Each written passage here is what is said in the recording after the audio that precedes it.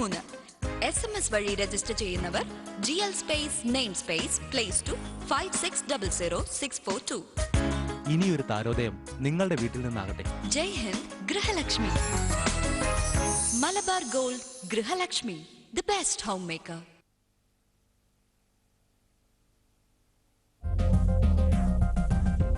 Malabar Gold and Diamonds Grihalakshmi brought you by Malabar Gold and Diamonds അവതരിപ്പിക്കുന്നു കാതണിയുത്സവം.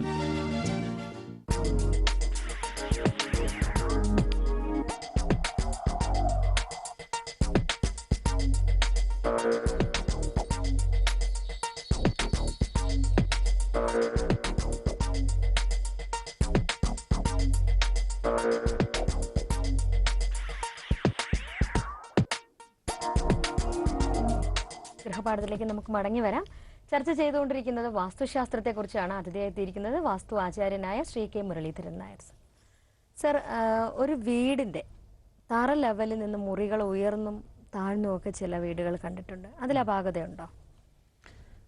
ശരിയായിട്ട് പറഞ്ഞിരുന്നാൽ ഒരു വീട്ടിന്റെ പൂമുഖം, അതായത് സിറ്റ് ഔട്ടിൽ വന്ന് കയറിയ ഭാഗം മുതൽ അവസാന ഭാഗം വരെ ഒരേ ലെവലായിരിക്കും. ഈ കയറ്റം ഒരു മുറി പൊങ്ങിയത് താഴ്ന്നത് അങ്ങനെ പാടില്ല. ഭൗമോർജ്ജം വമിക്കുന്നത് എല്ലാം ഒരേ ലെവലിൽ പോയിരുന്നാൽ ആ വീട് അതിൻ്റേതായ ഐശ്വര്യങ്ങളുണ്ടാവും, അസുഖങ്ങളെല്ലാം കുറയും. ഇല്ലെങ്കിൽ അസുഖങ്ങളെല്ലാം ഉണ്ടാവും. ഇത് എല്ലായിടത്തും അങ്ങനെ തന്നെയാണ്. നമ്മുടെ സാധാരണ ഫസ്റ്റ് ഫ്ലോർ കൊണ്ട് കുഴിക്കാറില്ല. കുഴിക്കുന്ന വേലയെല്ലാം കാണിക്കുന്ന മുഴുക്ക ഈ തറയോട്ട് ബന്ധപ്പെട്ടാണ് കാണിക്കുന്നത്. അതിനൊരു പ്രത്യേകിച്ചൊന്ന് പറയും, ചിലപ്പോൾ ചരിഞ്ഞ ഭൂമിയാണ്, അതായത് നാച്ചുറലായിട്ട് ഭൂമി. അപ്പോൾ അവിടെയൊക്കെ ഒരു കൺസ്ട്രക്ഷൻ കോസ്റ്റൊക്കെ കുറയ്ക്കുന്നതിന് വേണ്ടി അതങ്ങനെ വെച്ചിട്ട് തന്നെ ആദ്യത്തെ ഒരു സിറ്റ് ഔട്ട് താന്ന് അത് ഒരു ബെഡ്റൂം പൊങ്ങി പിന്നെ ഡൈനിങ് ഇങ്ങനെ സ്റ്റെപ്പ്. അപ്പോൾ പുറമേ നോക്കുമ്പോൾ ഒരു 4 നിലയായിട്ട് തോന്നും. അത് ഏറ്റവും കുഴപ്പമാണ്. ആ വീട് ഒരു ഞാൻ പ്രാക്ടിക്കലായിട്ടുള്ള പറയാണ്, 12 വർഷം അങ്ങനെ ഇങ്ങനെയൊക്കെ പോകും. അത് കഴിഞ്ഞാൽ വീണ്ടും പ്രശ്നം തന്നെയാണ്. ഞാൻ അങ്ങനെ ഒരുപാട് വീട് നോക്കിയിട്ടുണ്ട്. ഓക്കെ സാർ, നമുക്ക് അതിലേക്കുള്ള കൂടുതൽ കാര്യങ്ങളിലേക്ക് വരാം. ഒരു കോൾ ഹോൾഡ് ചെയ്യുന്നുണ്ട്. ഹലോ, നമസ്കാരം. ഗൃഹപാഠത്തിലേക്ക് സ്വാഗതം. ആരാണ് വിളിക്കുന്നത്? ഹലോ, നമസ്കാരം. ഞാൻ മൂവാറ്റുപുഴയിൽ പ്രിയയാണ്. ഓക്കെ, സാറിനോട് സംസാരിച്ചോളൂ. സാർ, പറഞ്ഞോളൂ. ഞങ്ങളിപ്പോ വീട് പണിയാൻ ഒരു സ്ഥലം വാങ്ങിച്ചിട്ടുണ്ട്. അതിപ്പോ സാറവിടെ പറഞ്ഞ പോലെ ദീർഘചതുരത്തില് വന്നിട്ട് തെക്ക് വടക്ക് വന്നിട്ടുള്ള സ്ഥലമാണ്. നല്ലതാണ്. അതിന്റെ ബാക്കില് കൊറേ പൊക്കത്തില് പൊങ്ങി ഇങ്ങനെ നിക്കണോ, മണ്ണെടുത്ത സ്ഥലമാണ്. അത് കുഴപ്പമുണ്ടോ? ഈ പൊങ്ങി നിൽക്കുന്ന ഭാഗം പടിഞ്ഞാറാണോ? അല്ല, തെക്ക്. തെക്ക് പൊങ്ങി നിന്നാൽ നല്ലതേ ഉള്ളൂ, കുഴപ്പമില്ല കേട്ടോ. കുഴപ്പമൊന്നുമില്ല. ഓക്കെ, വിളിച്ചതിന് വളരെയധികം നന്ദി. നമുക്ക് ആ പൊങ്ങി ഇങ്ങനെ വെക്കുന്ന വീടിനെ കുറിച്ചുള്ള ബാക്കി കാര്യങ്ങളിലേക്ക് വരാം. ഇത് പലയിടത്തും ഇത് ആദ്യത്തെ ഒരു ഇനിഷ്യൽ സ്റ്റേജിൽ നിന്നറിയിക്കൂടെ. പിന്നെ അതിൻ്റെ ടെക്നിക്കൽ പരമായിട്ട് പറഞ്ഞാൽ തന്നെ കാലങ്ങൾ കുറേ കഴിയുമ്പോൾ ഈ ചുവരിലും തന്നെ ഈർപ്പം പിടിക്കും. ഈ നല്ല മഴ സമയത്തൊക്കെ മറ്റു മലയിൽ നിന്നുള്ളതുള്ള ഇത് ഏതെങ്കിലും ഒരു മലയുടെ സൈഡൊക്കെ ആയിരിക്കും, മറുഭാഗത്ത് നിന്ന് ഈർപ്പം പിടിച്ച് ഈ സൈഡിൽ കൂടെ ചുവരെല്ലാം ഈർപ്പം പിടിച്ച് അത് പെട്ടെന്ന് നശിക്കുക. അതല്ല പ്രശ്നം. ഭൗമോർജ്ജം, പ്രാപഞ്ച ഊർജ്ജം, ഈ ഊർജ്ജ ലെവലൊന്നും അവിടെ ശരിയായ രീതിയിൽ വമിക്കില്ല ആ വീട്ടിൽ. അത് എന്നും പ്രശ്നങ്ങളാണ്. എനിക്ക് ഒരുപാട് വീട്, എനിക്ക് തോന്നുന്നു രണ്ടാമത്തെ ബെഡ്റൂമിന്റെ ബാത്റൂമിന്റെ താഴെയായിട്ടാണ് പൂജാമുറി വന്നിരിക്കുന്നത്. അവിടെ ശരിക്കും പറഞ്ഞാൽ പൂജാമുറിയുടെ ഉയരെ ഇത് വരുന്നുണ്ട്. അതും പാടില്ല. നമ്മുടെ ശരീരത്തിന് നെഗറ്റീവ് എനർജി പുറന്തള്ളുന്ന ഭാഗമാണ് ബാത്റൂം എന്ന് പറയുന്നത്. അപ്പോൾ ഈ നമ്മളൊരു ബാത്റൂം കെട്ടിരുന്നാൽ ബാത്റൂമിന്റെ സൈഡിലോ, അത് 2 സൈഡിലും പൂജാമുറി വരാൻ പാടില്ല. അതുപോലെ ടോപ്പിലും വരാൻ പാടില്ല, താഴെ പാടില്ല. ബാക്കിലൊക്കെ വരാം, കാരണം പ്രശ്നമില്ല. അപ്പോൾ പല ആൾക്കാർക്കും പറ്റുന്നൊരു അബദ്ധമാണ്. എങ്ങനെയെങ്കിലും അങ്ങനെയൊന്നും നമ്മൾ പൂജാമുറി കെട്ടണമെന്ന് ആരുടെ ഒരു ശാസ്ത്രത്തിനും പറയുന്നില്ല. അവരെ അടിച്ചു പിടിച്ചാൽ വയ്ക്കേണ്ട കാര്യമൊന്നുമില്ല. നമുക്കൊരു വിളക്കെത്തിക്കേണ്ട ഒരു സ്ഥാനം വച്ചാൽ മതി, ധാരാളം മതി. ഒന്ന് പുറത്തേക്ക് പോകുമ്പോൾ ഒരു മനസ്സിലൊരു ഈശ്വര വിശ്വാസത്തോടെ പോവുക, തിരിച്ചു വരിക, അതൊക്കെ മതി. പിന്നെ പ്രായമുള്ള ആൾക്കാർക്കൊക്കെയാണ് പൂജാമുറി വേണം. ഇപ്പോഴത്തെ പുതിയ ഒരു തരച്ചാണെങ്കിൽ ഒരു 10, 2000, 3000 സ്ക്വയർ ഫീറ്റൊക്കെ ഉള്ള വീട് പണിയുമ്പോഴാണ് ഇപ്പോഴത്തെ പുതിയ ലേറ്റസ്റ്റ് ആയിട്ടനുസരിച്ചാണെങ്കിൽ പൂജാമുറി സ്വല്പം വലുതാക്കിയിട്ട് യോഗയൊക്കെ അതിനകത്ത് വെച്ചെടുക്കുന്നുണ്ട്.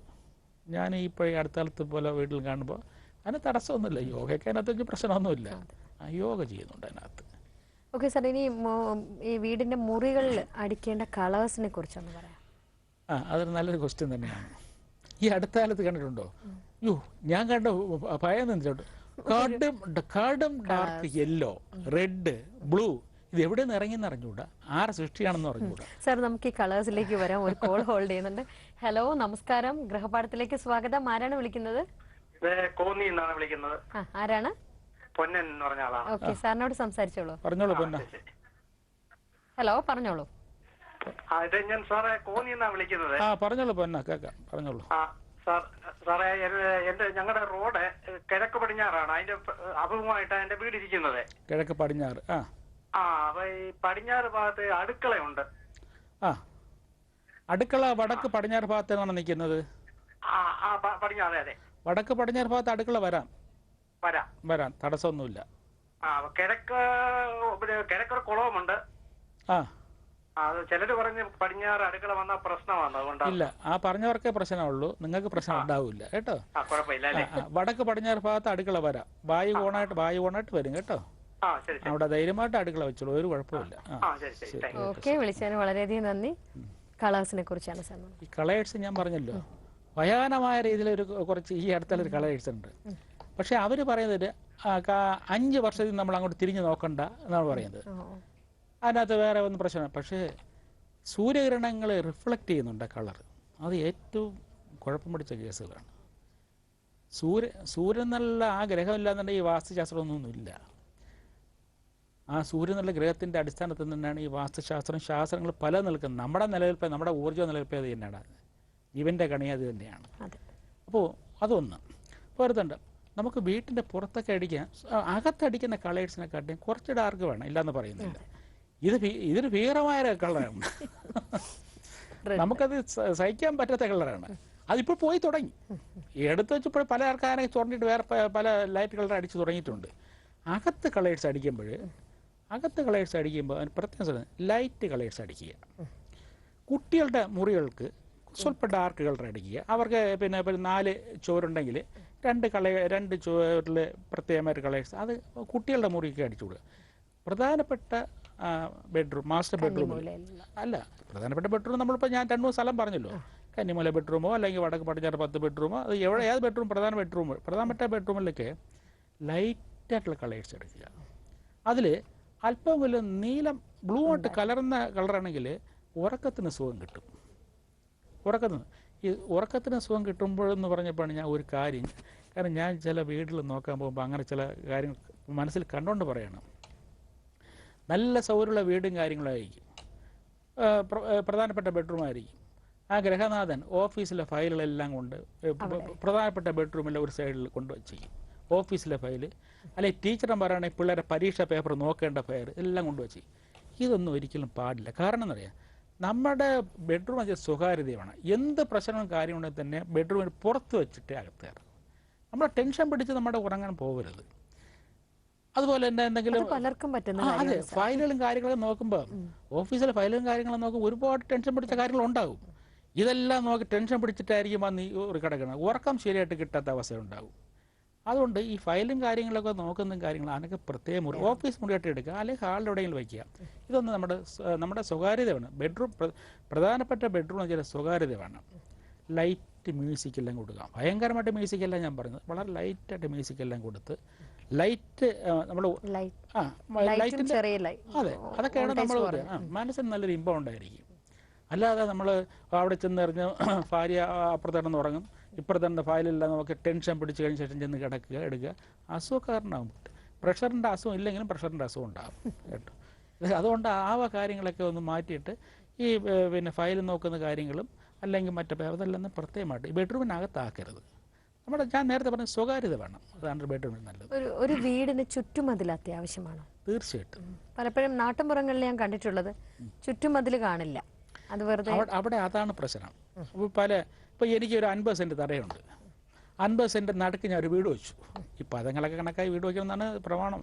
പക്ഷെ അത് പോട്ട് എന്നിട്ട് ഈ 50 ചുറ്റും മുമ്പ് ഒരു വേലി കിട്ടിയിരിക്കും.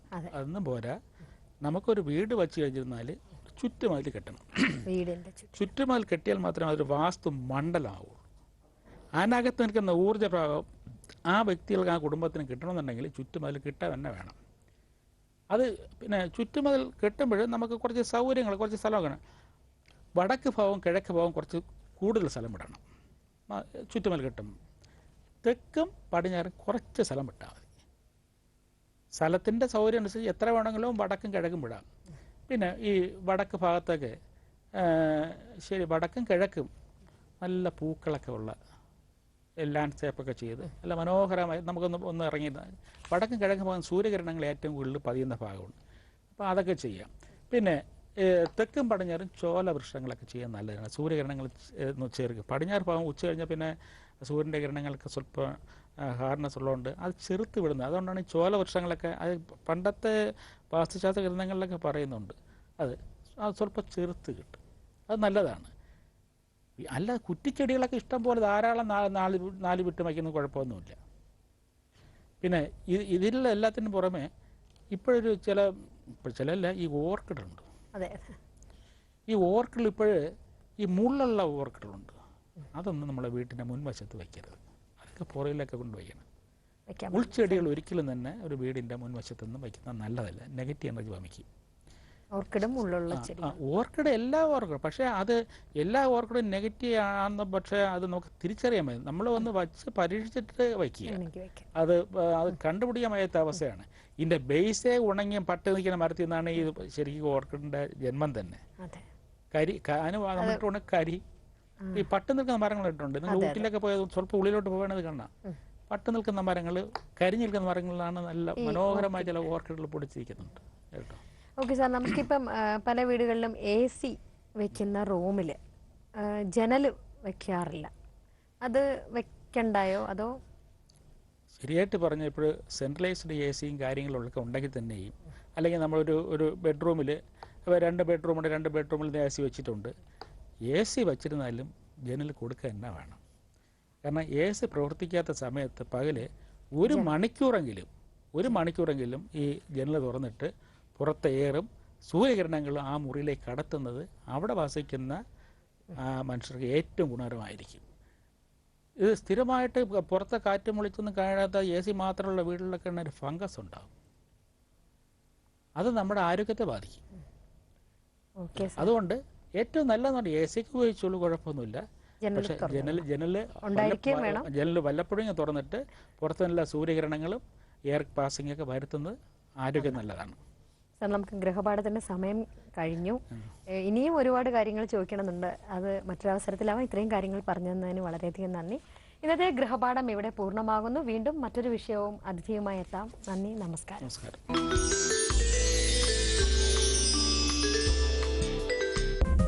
This program brought to you by ഭാഗ്യക്കുറി വകുപ്പിന്റെ ക്രിസ്മസ് പുതുവത്സര ബമ്പർ. 1ാം സമ്മാനം 2 കോടിയും 101 പവൻ തങ്കവും.